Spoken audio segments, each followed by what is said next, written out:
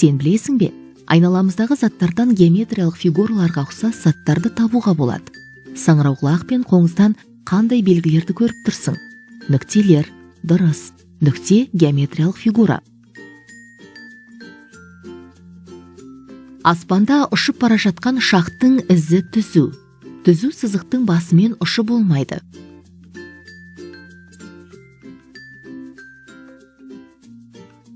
Шөпте жылан жорғалап келеді. Жыланның ізі бұл қисық сызық. Ол тұйықталмаған. Тұйықталмаған қисық сызықтардың ұштарын қосамыз.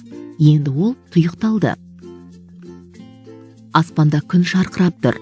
Одан ұшы жоқ түзу күн сәулесі түсіп тұр. Математикада да сәулелер бар. Сәуле түзу сызық.